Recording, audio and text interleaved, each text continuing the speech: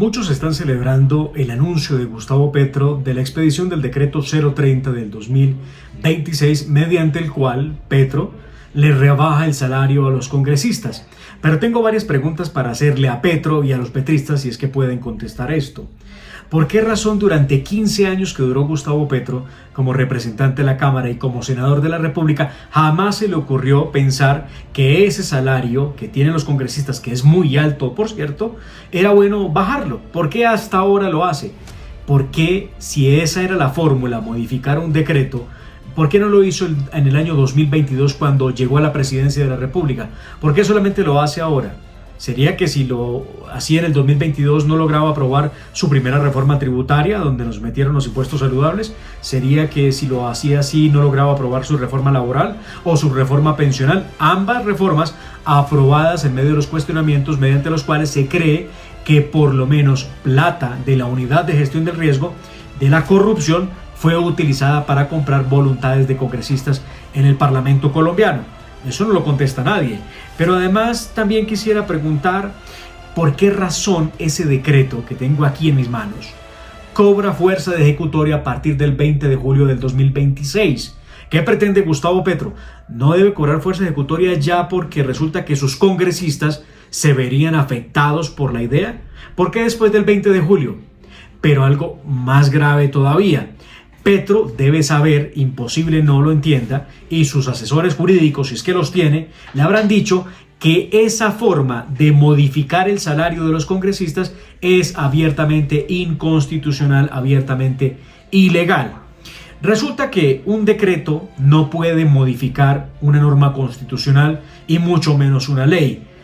¿De qué estoy hablando? Estoy hablando del artículo 187 de la Constitución Política y estoy hablando de la Ley 4 o la Ley Cuarta de 1992.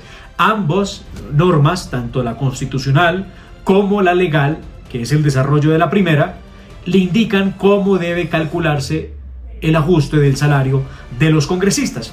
Hay gente que está diciendo que el Congreso nunca legisló para bajarse el salario porque resulta que nadie iba a legislar en causa propia. Ojo ahí, paren.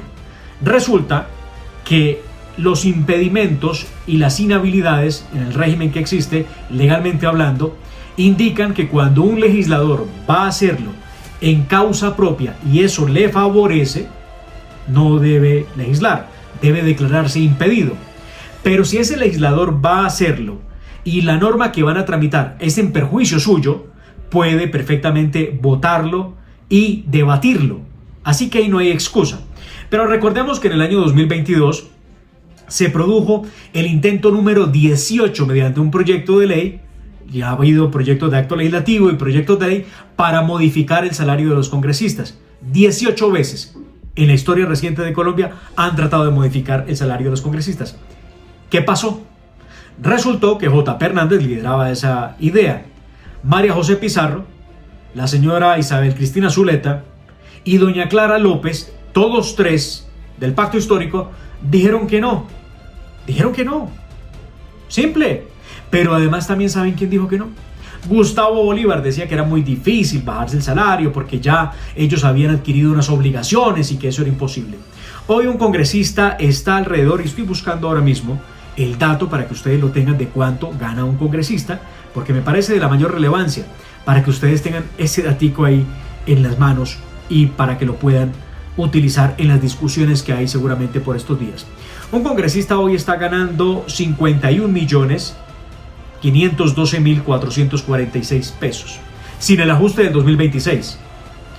Eso es lo que devengan. ¿Y cuáles son los conceptos de ese salario? Se los voy a leer.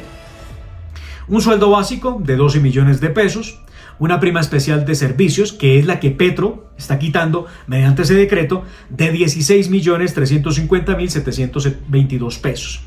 También un permiso remunerado de 1.717.000 pesos, porque un congresista tiene derecho a salir en el mes 3 días sin que le descuenten de la nómina. Y también tiene unos gastos de representación que valen 21.404.573 pesos. En total, 51.512.000 pesos es lo que gana un congresista. ¿Solamente los de la derecha ganan esa plata? No, señores, todos los del pacto histórico ganan exactamente lo mismo. Sea Cámara o sea Senado, ganan lo mismo. Pero hay unas deducciones que les tienen que aplicar, como a todo trabajador, ¿no? Aportes de salud, aportes a pensión, solidaridad pensional, ahorro de cuenta, retención en la fuente, todo eso hay que quitárselo a ese salario de 51 millones de pesos. Eso suma 19 millones de pesos.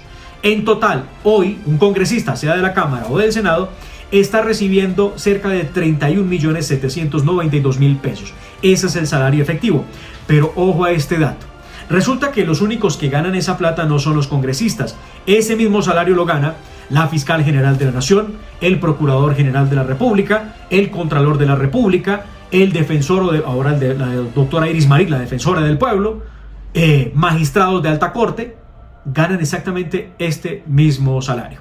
Así que el decreto de Petro, el 030 del 2026, de enero, no solamente afecta a los congresistas, afecta a por lo menos 2.500 funcionarios públicos en Colombia de altísimo rango. Oiga, ¿por qué Petro no se baja el salario? Petro está ganando un poquito más de 60 millones de pesos. Valdría la pena, ¿no? Para que dé ejemplo, digo yo. ¿Y ustedes qué opinan?